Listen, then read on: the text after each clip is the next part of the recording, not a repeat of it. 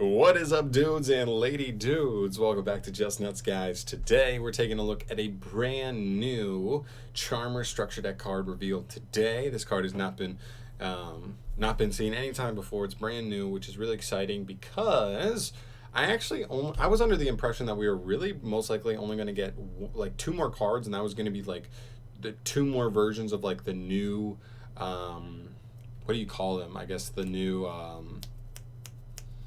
trying to think. They're like familiar cards, I guess. The familiars, they're like more grown-up familiar versions, but not familiar possessed or charmer monsters. I don't think they count as either.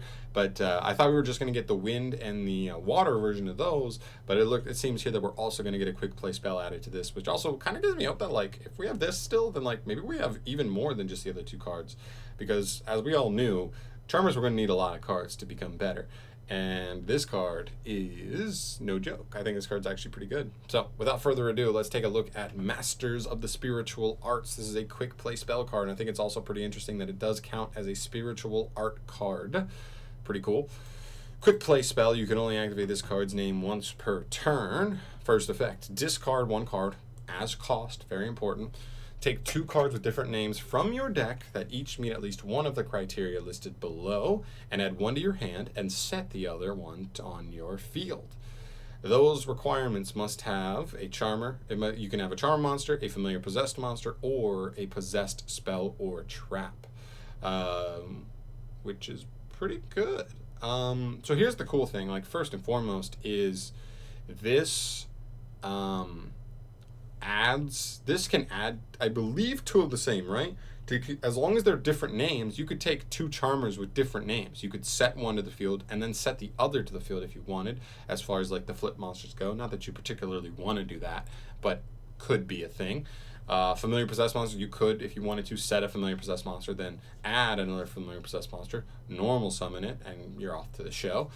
Or you could just get two different possessed spell or trap cards if you already have the monsters you were looking for in your hand, and set one, add the other, set the other, or activate it. It depends on what you were searching. So I think this is pretty good. I mean, first and foremost, the biggest thing here is Ash Blossom. I mean, it's no joke, but at this point it seems like a joke, right? That Ash Blossom is like almost every card we see that's like good, that has any kind of searchability. You're like, oh, but like Ash beats it.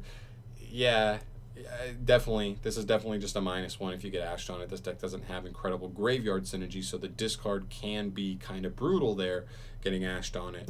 But I think this is going to be a 100% necessary card. We were looking at this deck before, and we were kind of like, the consistency is a little bit off here for sure, and I think this card will just be great. I mean, really, this card is getting you two cards of whatever you want, as long as they're any of those three, and I believe they don't say it has to be,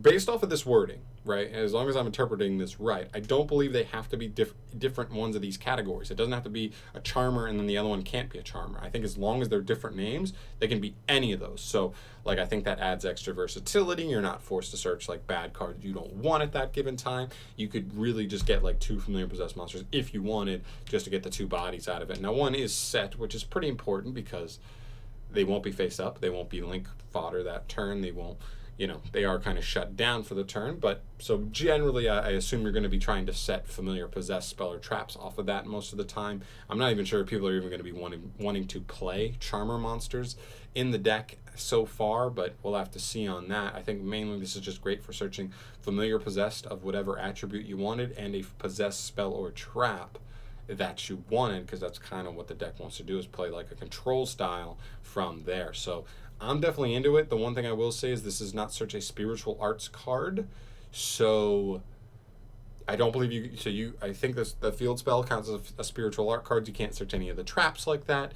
So there are some things you can't get, but I believe this potentially leads us to the being able to establish those cards through other ways, like via other search abilities, which is pretty cool. So I'm into it. I think this card is just a great tie-in card. This is just a great consistency card that really gets you access to whatever you want. Yes, it's very Ash Blossom weak, but I wouldn't have been surprised if people were already trying to play Called by the Grave in this deck, and makes sense. And then if we ever get whatever it's called, Crossout Designator, boom, there's another card. You could potentially play 6 copies of Call by Grave, stuff like that. I assume we'll get that sooner rather than later. I think Crossout should be imported fairly soon. I wouldn't be surprised if it's in Rise of the Duelist as an extra like sell card, but it'll probably be secret. So yikes. But yeah, I'm really hyped. I think this is a great card. This is more than what I was expecting. Like I said, I was only expecting the wind and water version of the new familiar forms, but we have this on top of it, and we should still be getting the water and winds, which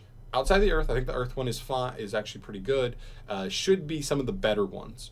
Where like maybe you go -1 in the way they play, but they get you like double disruption potentially if they follow the trend of what the earth and the fire one do. So we'll have to wait and see on that. But I'm really looking forward to this. I'm excited to just show you guys like Charmers as playable as they can be, because I think it's important to know here like Charmers are not going to be competitive, but I think they will be a playable deck that can actually do things. Like before, this wasn't even a deck. Like this is literally a vanilla beatdown deck where you just played like generic traps in, pretty much. It's like you just had to play like just like a terrible stun deck, and now it's actually a deck that does things. So I'm excited to see what it does. I'm excited to see how I can push the upper limits of that, and I'll definitely be getting you guys a deck profile on that when they does drop. So definitely stay tuned for that, and I guess I will see you guys in the next video. Thank you so much for watching, guys. As always, if you want to stay up to date on Yu-Gi-Oh news, definitely subscribe to the channel, and I will keep you obliged there. And that's gonna do it for me here. Peace.